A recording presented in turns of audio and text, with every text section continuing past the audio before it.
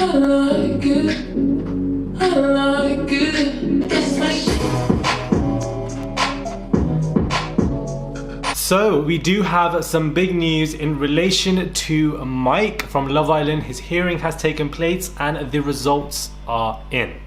Talking like this is some show chart. Hey guys, it's Murad Murali. Hope you guys are doing well today. If you haven't already, click that button for daily and consistent content. Head over to my Instagram, Murad_Murali. Subscribe to the channel. Consistent content. I'm giving you such good content every single day to help distract you, and hopefully you guys are staying at home, and hopefully you guys are self-isolating and doing well during self-isolation. Now please don't send any hate to Mike. Please don't send any hate to him. This is just for us to talk about current affairs. A new podcast episode is out. I would appreciate if you guys would listen to that. Please go and listen to that new podcast episode, and let's get into this video. So we all know that Love Island's Mike admits to lying in order to get a day off the police. He's admitted that himself.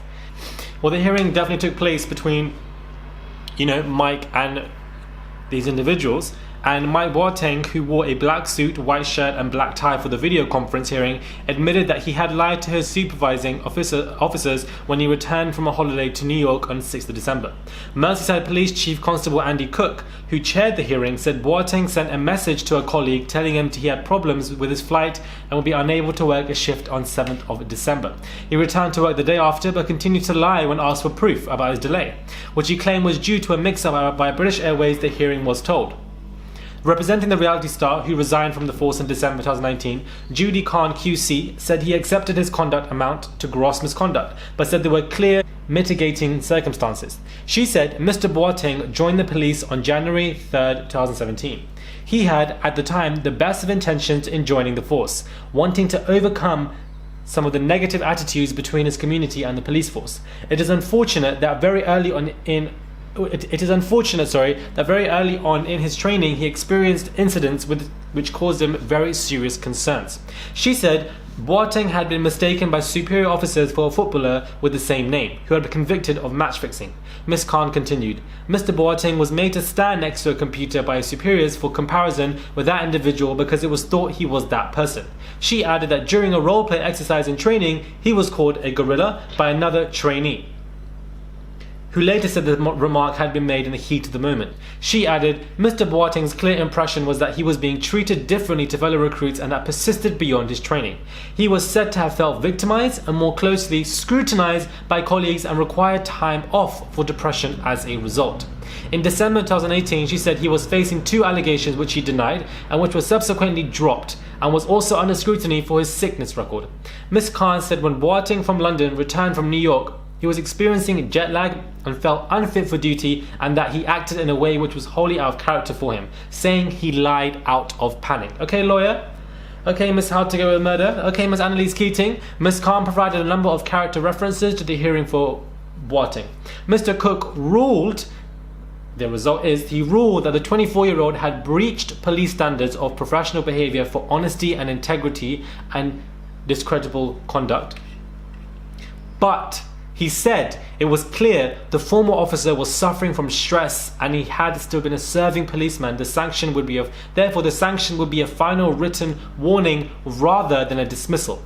It was reported that Boateng smiled as he was told his name would not appear on the College of Policing barred list. So, all in all, that really is, good news for him in that he isn't going to be dismissed as a police officer, regardless of whether he has left the force or not. It avoids him from appearing on the College of Policing barred list. Can you imagine if he appeared on the College of Policing barred list when he went through all of that racism through the police force? Can you actually imagine what they all did to him, his colleagues and so forth? Then he would be the one ending up on that list. That would make me so angry, like you wouldn't even understand. I'd be screaming down this damn microphone and this camera. So I'm very glad that, there was some justice to an extent. Yes, of course, he was ruled to have breaching police standards for professional behavior for honesty and integrity, because he was, whether it was out of panic, whether he lied out of panic or lied out of not panic, he still lied. So I can understand that it is some kind of breach there, because you've admitted to, I put my hands up, I lied, not, maybe because of stress, depression, which makes sense because of the trials and tribulations that he went through,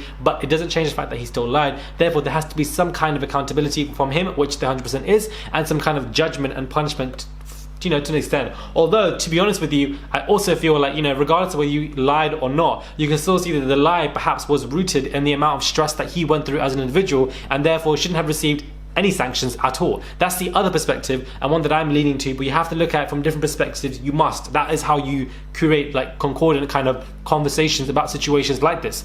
The fact that he smiled at the end and he was quite gleeful to an extent and happy with the result was something that I feel as content. The hearing was a unfortunate situation, and we have all the newspaper articles again riling it all up. And it's funny because the titles of the newspapers are, if you look at this one, Love Island's Mike Boateng admits to lying in order to get a deal with the police, but it doesn't say why. It doesn't say he was suffering from this or suffering from that, or they went through this, or they treat him like this. None of this kind of narrative is put on him. The only narrative that is put on this individual is a negative narrative, a narrative of playing a villain, a narrative of being lazy, not working hard enough, lying around, being foolish. We have these negative kind of, I was going to say subconscious, but it's conscious out here. Negative, conscious kind of racism in terms of newspapers, articles. This is journalism, racism at its most finest, because we don't really see this for anybody else. To be honest with you, he's getting far more heat for lying about not being XYZ or here, whatever. But Conor didn't get as much heat at all. And I'm going to compare everybody. Why? Because everybody is the same, everybody is equal. But unfortunately, in this world, everybody is not treated as equal. It's just a damn shame. Yes, everybody from every colour, regardless of what they call it, is going to get scrutinized in the press. That obviously happens. The press does that a lot.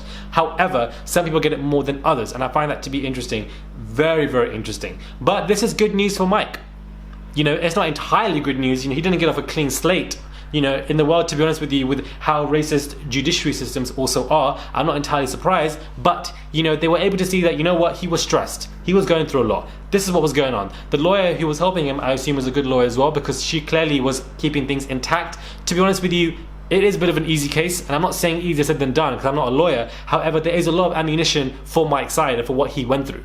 There is a lot. People did a lot to him. They can't really dismiss that, because that in itself is ridiculously crazy. So I'm glad that the lawyer was able to articulate herself well and helped Mike, and they got through this hearing. Let me know your thoughts when it comes to this. Are you guys happy, content? Let me know. Listen to my new podcast episode, please. It is a very important one to me, and I also get quite emotional in it. So please do listen to it. The link is attached below. Subscribe to the channel. Click that button for daily and consistent content.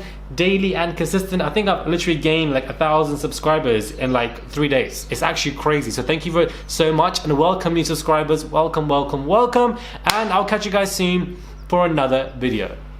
Okay, so I was about to put this video out. I had edited it, I had made it, processed it, about to upload it, and then obviously Mike has now officially spoken out about the hearing himself.